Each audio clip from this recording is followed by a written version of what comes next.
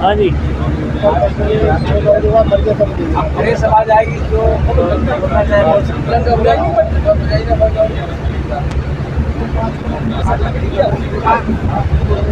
Actually कुछ हमारे ही समाज के बड़े कुछ लोग ऐसे हैं ना, जो ऊंचे ऊंचे पदों पर या फिर कहना चाहिए ऊंची ऊंची जगह पे बैठे हैं, जो हमसे पावर और पैसे में भी ज़्यादा है, लेकिन वो लोग इन सब चीज़ों को फॉलो कर रहे हैं।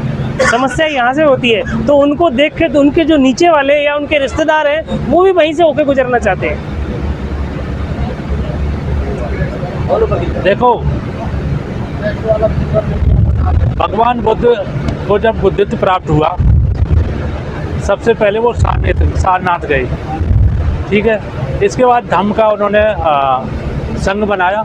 संघ में सबसे ज़्यादा ब्राह्मण थे, सबसे ज़्यादा ब्राह्मण थे, जो भी उनके शिष्य थे, सबसे ज़्यादा ब्राह्मण क्यों बने, बता दो मेरे को। और कास्ट के क्यों नहीं बने, शाके क्यों नहीं बन गए? सबसे ज़्यादा ब्राह्मण उनके संघ में शामिल थे, जो सबसे अपने अपने पूरे मठाधीश थे उस टाइम के। 500 जिनके शिष्य थे, वो सब उनके संघ में आ गए। क्या चीज़ भगवान बुद्ध ने क्या चीज़ ऐसी सिखा दी उनको कि पूरा अपना संघ, पूरा 500 लोग देखे, गया काश्यप, नदी काश्यप जैसे पूरा उनका वो था, साम्राज्य चल रहा था उस टाइम, और वो जाके भगवान बुद्ध के धम्म में लिप्त हो गए, चरणों में गिर गए उस टाइम के। क्यों? पागल थे वो, समझदार नहीं थे वो लोग, बहुत समझ थी उनके अंदर, लेकिन क्या है कि वो ज़्यादा समझदार थे, इसलिए धम्म में उन्होंने आ गए, और हम ना समझ थे इसलिए हम धम्म में नहीं आए। सच्चाई ये थी। हम भोले और शंकर बन के रह गए। उनको पता ज़्यादा था, हमसे ज़्यादा पता था। हम भोले और शंकर बन के रह गए, और वो आगे की मलाई खा गए, कहना चाहिए। तो भगवान बुद्ध का धम्म है क्या? थोड़ा सा बात कर लें। भगवान बुद्ध का धम्म क्या है? भगवान बुद्ध ने कहा कि भाई पाणातिपाता बेरमणि सिक्खा पदम समादयामि, है ना। कोई भी हम जीव जंतुओं की हत्या नहीं करनी है, ये बेरमणी है, ये अच्छी बात नहीं है। बता दो कौन सी गलत है? पूरे विश्व में कोई कह सकता है कि ये चीज़ गलत है कि भगवान बुद्ध ने ये बोला कि भाई जीव जंतुओं की हत्या करना विदाउट कोई रीजन, किसी की हत्या करना गलत है? गलत है या नहीं, ये पूरे संसार में एक सिंगल व्यक्ति नहीं कह सकता कि सही है। और ये हमारा लॉ भी यही कहता है, हमारा पूरा IPC इस पर बना है कि अगर हम हत्या करेंगे तो हम दंडित होंगे, हमें दंडित सज़ा मिलेगी। पूरा लॉ बना इसी पे, भगवान बुद्ध के धम्म पे। सेकंड बोल दिया उन्होंने अदिन्ना दाना बेरमणि, भाई चोरी नहीं करना चाहिए, विदाउट कोई परमिशन कोई चीज़ नहीं लेना चाहिए। कहाँ गलत है? तो उन्होंने सही बोला। तो सही बोला तो भाई तुम्हें दिक्कत क्या है आने में? या तो आप ये बोलो कि भगवान बुद्ध ने गलत बोला, ये चीज़ गलत है, हम नहीं अपनाएंगे, या तो उनको गलत साबित करो। और अगर सही बोला तो भाई आ जाओ, वेलकम। मूसावादा भाई, चोरी झूठ नहीं बोलना, किसी से गाली नहीं देना, दारू नहीं बोलना, आवाज साफ नहीं आ रही थी। तो गलत सही बोला ना, उन्होंने गलत कहाँ बोल दिया। इसके बाद भगवान बुद्ध ने धम्म सिखाया। आज के समय में भगवान बुद्ध का धम्म हमें लगता नहीं है कि लोगों को पता है। सिर्फ बुद्धम शरणम धम्मम शरणम तक जाते हैं, पंचशील ज्ञात कर लेते हैं, बस उसके आगे नहीं। इसके अलावा आगे दिक्कत होती है क्योंकि और गलती उनकी भी नहीं है। मैं महासभा से कहना चाहूँगा, महासभा से मेरी अपील है कि जो भी हम कार्यकारिणी के जो भी आपस में जो मेंबर हैं या नहीं है, लेकिन फिर भी हमारी ये एक आग्रह है कि महासभा अपने यहाँ त्रिपिटक को छपा के, या जैसे बनते धम्मपाल जैसी पुस्तक, जैसे जो उन्होंने एक कपिलवस्तु के साख के नाम दिया, ऐसी पुस्तक मंगा के अपने उसमें रखे, और जहाँ जहाँ हो सके जो इच्छुक हो उनको दे, वो अपना उसका सही मूल्य ले। तो सबके घर में, पहले तो जब हिंदुओं घर में रामायण होती है तो हमारे घर में त्रिपिटक होनी चाहिए, मेरा ये सबसे आग्रह है। तो हम ये चाहते हैं कि महासभा के थ्रू कम से कम एक प्रचलन चालू हो कि अगर हम कोई काम करें तो हम कहाँ से करें, एक हमारा जरिया होना चाहिए। तो सबके घर में त्रिपिटक होना चाहिए, सबके घर में अच्छी अच्छी किताबें होनी चाहिए, संविधान होना चाहिए, जिससे बच्चों को कुछ सीख मिले। हमारी 2 बेटियां हैं, बड़ी बेटी को मैंने इसीलिए इस रास्ते के लिए चुना है, आज वो BBA लॉ कर रही है। मैंने इसीलिए, क्योंकि वो कुछ सीखना जरूरी है। ये जरूरी नहीं है कि बच्चा बड़ा किया, शादी ब्याह कर दिया, बाल बच्चे पालने के लिए छोड़ दो, बस वो जैसे हम चलते रहे ना वैसे ही वो भी चलेंगे। पहले शिक्षित करो, फिर उन पे मुकाम पे उनको पहुंचाओ। तो मेरा तो यही सबसे आग्रह है कि इस चीज़ पे थोड़ा सा जरूर सर सोचें, और त्रिपुटी कम से कम ज़्यादा लोगों के लिए नहीं तो हमारे NCR के लोगों के लिए तो इकट्ठी करें, ताकि हम उसको, जैसे अब मैं अपनी ही बात करूं, मेरे पास देखो 2 पुस्तकें हैं, लेकिन बहुत सारे लोगों के पास नहीं है। तो हम ये चाहते हो हम उनको भी दें, हो सके कि हम उनको गिफ्ट कर दें, इतनी सक्षमता है हम में। जो नहीं लेना चाहता है ना, तो हम उनको गिफ्ट करेंगे, हम कर देंगे। अगर हमने 10 को कर दिया, तो अगर किसी ने पढ़ा तो वो ज्ञानवान होगा और एक दिन वो खुद ऐसा करेगा। जरूरी है कि पहले चिंगारी जगाओ, चिंगारी बनेगी तो एक दिन जरूर सब में सोच पैदा होगी कि नहीं ये सत्य है, सत्य ही अच्छा मार्ग है। अध्यक्ष जी, हमने पहले भी आपसे एक बात बोला था कि इस महासभा में आने का मेरा पर्पज एक है। मैं बिल्कुल एक अपना पर्पज फिक्स करके आया हूँ कि इस महासभा को धम्म मिल जाए, बस। हाँ, हमारा पर्पज सिर्फ एक है। अगर भगवान बुद्ध का धम्म इस महासभा को मिल गया तो 100 नहीं 500% ये महासभा बहुत ऊंचाइयों तक जाएगी। क्योंकि भगवान बुद्ध का धम्म जहाँ जहाँ पहुँचा है, आप देख लो जापान, छोटे छोटे से देश है, कहाँ पहुँच गए, जिसको धम्म मिल गया। रियल में धम्म रियल वाला, संप्रदाय वाला धम्म नहीं है कि हम एक दूसरे से झगड़ा कर रहे हैं, वो वाला धम्म नहीं है। जो भगवान बुद्ध का रियल धम्म है, भगवान बुद्ध का धम्म क्या है? भगवान बुद्ध का धम्म ये है कि भाई अपने चित्त को स्वच्छ करना, निर्मल करना, ये भगवान बुद्ध का धम्म है। भगवान बुद्ध का धम्म है कि अपने चित्त को कैसे हम निर्मल करें। और निर्मल कैसे करेंगे? लॉ ऑफ नेचर से, नेचरवादी बनना पड़ेगा। आप किसी को गाली दोगे तो आपका चित्त मैला होगा, ये नेचर है। आप किसी को गाली दोगे तो ऐसा हो ही नहीं सकता कि आपको गुस्सा ना आए।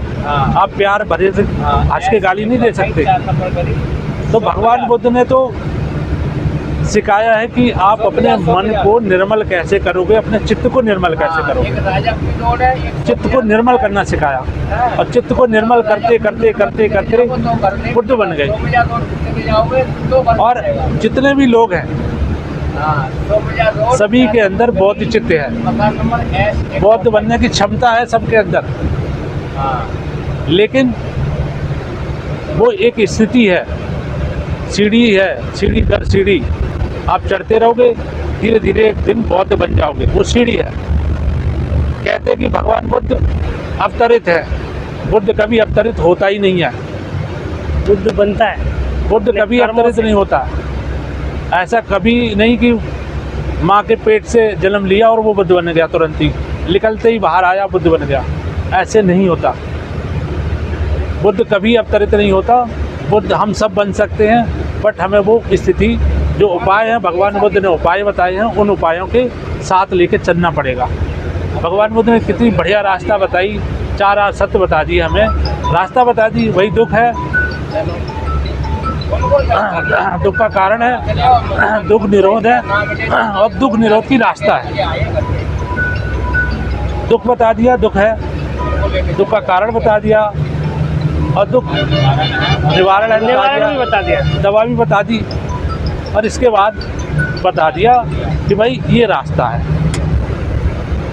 लेकिन आज के समय में क्या है, भगवान बुद्ध सबसे बड़े, दुनिया के सबसे बड़े डॉक्टर, सबसे बड़े वैज्ञानिक, सबसे बड़े राजनीतिक, सबसे बड़े चिंतनशील दुनिया में आज तो कोई पैदा नहीं हुआ जितना बड़ा भगवान बुद्ध वैज्ञानिक थे। जो आज वैज्ञानिक खोज करे, उन्होंने सबसे पहले बता दिया था। जब भगवान 2500 साल पहले बता दिया थी ये चीज़ है। भगवान बुद्ध एक डॉक्टर है।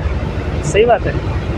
दवा देते हैं, आपको दवा दे दी, आपको बता दिया दवा खानी है, ये खाते रहोगे, रेगुलर खाते रहोगे तो आपका चित्त बहुत निर्मल हो जाएगा और किसी दिन आप बुद्ध बन जाओगे। लेकिन आज समस्या हमारे समाज की या जो पब्लिक की बहुत बड़ी समस्या, बहुत ज़्यादा, वो दवा लाते हैं डॉक्टर से, और दवा ला के घर पे रखे, एक अलमारी में रखे, उसको दवा को पूछने लगते हैं। उस दवा को पूज रहे हैं या उस डॉक्टर को पूज रहे हैं। तो भाई डॉक्टर आरती उतार रहे हैं कि डॉक्टर बहुत बढ़िया है, बहुत अच्छी मेरे को दवा दे दी, बट वो दवा खाते नहीं है, वो दवाई नहीं खा रहे। बताओ कैसे सही हो? खाएंगे नहीं तो आराम मिलेगा कहाँ भगवान से? ने दवा दी कि भाई हम निर्मल कैसे करेंगे अपने चित्त को। भगवान ने एक दवा दे दी आपको कि आप सांस देखो। भाई क्या गलत बता दिया? एक जगह बैठ जाओ, अपनी सांस पर ध्यान दो, सांस देखो। सांस देखते देखते देखते देखते आप एक दिन आपका चित्त निर्मल हो जाएगा। और चित्त निर्मल होगा, उसमें भी बहुत तरीके बता दिए साहब भगवान जी ने। वही चित्त जब ही निर्मल होगा जब आप पंचशील का पारण करोगे, जब अष्टांगिक मार्ग चलोगे, है ना, जब पारमिताएँ पूरी होंगी आपकी, तभी चित्त निर्मल होगा। अगर आपने पारमिताएँ पूरी नहीं की, आप दान नहीं करोगे, आप कंजूसी रहोगे, तो आप कभी बुद्ध नहीं बन सकते, आपका चित्त निर्मल नहीं हो सकता। ये सोचो कि भाई हम तो दान ही नहीं करेंगे, पारमिताएँ जो बताई हैं तो वो तो पार करनी पड़ेंगी, पारमिताएँ में तो पार करना। भगवान ने इतनी बढ़िया दवा दे दी, अष्टांगिक मार्ग बता दिए, तो भाई इस मार्ग पे चलना है आपको। सम्यक आपको आपके सम्यक वाणी होनी चाहिए, सम्यक दृष्टि होनी चाहिए, सम्यक हमारा व्यायाम होना चाहिए, सम्यक आजीविका होनी चाहिए। और आप गद की फैक्ट्री खोल रखी और आप सोचो कि भाई हम भगवान बुद्ध की दवा खा लें, खा ही नहीं सकते। सबसे पहले तो इतनी बढ़िया रास्ता बताई है, लेकिन चलना नहीं चाहते। भगवान बुद्ध ने स्वयं कहा है कि मैं तो मार्ग चाहता हूँ। बस भगवान बुद्ध ने कभी नहीं कहा कि हम तुम्हें मोक्ष दे दूंगा। ये दूसरे लोग कहते हैं कि हम मेरा नाम लो, मेरा नाम जपते रहो, तुम मोक्ष प्राप्त कर जाओगे। ऐसा हो ही नहीं सकता, संभव ही नहीं है भाई। अगर तुमने खेत में बबूर बोई है तो बबूरी उगेगी, चाहे तुम रात दिन पूजा कर लो, पूरा गांव बैठा लो पूजा करते, और ये बोलो कि भाई इसमें आम हो जाए, नहीं हो सकता। तो जब आपने बबूर बोई है तो बबूरी उगेगी, आप कितनी पूजा कर लो। सही बात। एक कहानी भगवान देखो हम थोड़ा सा बोल ही रहे थे, बता दूं कि एक राजा थे, शायद प्रसन्नजीत राजा थे, उनके फादर एक्सपायर हुए। तो वो जो लास्ट क्रियाकलाप होता है कि भाई वो घड़ा बड़ा डालते हैं कि मेरे जो हमारे फादर एक्सपायर हुए उनकी आत्मा को शांति के लिए एक लास्ट प्रक्रिया जो होती है, हड्डी वड्डी डाली जाती नदी में। तो भगवान वो वहाँ से गुजर रहे थे, तो राजा ने देखा कि अब तो भगवान जा रहे हैं, तो भाई इससे बढ़िया चीज़ कौन सी है, इन्हीं से वो तब वो कराए ले रहे कार्यक्रम। तो भगवान जी गए, उन्होंने कहा ठीक है करो। तो उन्होंने बोला कि ठीक है हम रेडी हैं, बस तुम्हें दो काम करना पड़ेगा। आप 2 घड़े ले आओ, 2 घड़े लाओ, और एक घड़े में आप पत्थर भर दो और दूसरे में भर दो घी, और उसका कपड़े से मुँह बांध दो दबा के। तो राजा ने मंगाए कि ठीक 2 घड़े आए, पत्थर, एक में पत्थर और एक में घी। अब उनसे बोला कि ये नदी में छोड़ दो, दोनों नदी में छोड़ दिए। अब उन्होंने बोला कि डंडा उठाओ बड़ा सा और मारो इनमें, दोनों तोड़ दो। अबे भाई तोड़ दिए, तो पत्थर तो नीचे चला गया और जो घी था वो ऊपर आ गए। अब भगवान ने कहा मेरा तो काम हो गया, अब तो मेरा काम यहीं तक था, मैंने कर दिया, अब तुम्हारा काम है। अब उन्होंने बोला कि अब पंडित जितने भी पुजारी हों, पंडित हों, सबको बुला लो, और ये घी है ना वो नीचे कर दो, दिखाओ जो घी है वो नीचे दिखाओ और पत्थर को ऊपर करो। पूरी जितने भी पंडित पुजारी हों सबको बुला लो और पूजा पाठ करके ये घी जो है वो नीचे करो और पत्थर ऊपर करो। वो तो नाराज़ हो गया राजा, कह रहे ऐसे कैसे बोल रहे हो, ये तो नेचर है कि जो चीज़ भारी हो गई पानी से वो नीचे जाएगी, पानी से हल्की हुई ऊपर आएगी। तो भगवान ने कहा भाई वही तो हम कह रहे हैं, वही तो मैं समझा रहे हैं, जिसने अच्छे काम करे हैं वो तो ऊपर ही आएगा और जिसने गलत काम करे वो नीचे जाएगा। चाहे तुम पूजा कर लो, चाहे पाठ कर लो, कितनी भी आहुति रख लो, तुम 1000 पंडित रख लो और पूजा करा लो, अगर तुम्हारे पापा ने, तुम्हारे फादर ने गलत काम करे होंगे तो बहुत अच्छा होने, उनकी जो चित्त है वो शांत तो रहेगा, चित्त की संतति हो जाएगी, बढ़िया जगह, अच्छे घर में कहीं जन्म ले लेंगे। अगर उन्होंने गलत काम करे होंगे तो तुम कितनी पूजा करना, वो भाई कीड़ा मकोड़ा बनेंगे, या जो भी उनकी चित्त की संतति वो गलत होगी, तो कुछ नहीं कर सकते आप। तो ये भगवान बुद्ध का सीधा रास्ता है, जैसी करनी वैसी भरनी। पूजा पाठ से कुछ नहीं होने वाला, हमारे कर्म अच्छे हैं तो हम सब कुछ हमारे साथ अच्छा होगा। अपने आप से ही निर्णय कर लो, आप ये सोच लो कि हम अगर अच्छा काम कर रहे हैं आपके साथ गलत नहीं होगा, अगर होगा तो कुछ समय के लिए होगा। हो सकता है पुराने कभी पाप आपने करे हो वो जग जाएं। कभी कभी खेत में बीज बोते हैं, वो उस टाइम फसल पे नहीं उगता, वो कभी 2 महीने बाद 1 साल बाद उगता है। तो हो सकता है कोई ऐसा पर पाप करा हमने करा हो, वो 1 साल बाद उसने अंकुर दे दिया।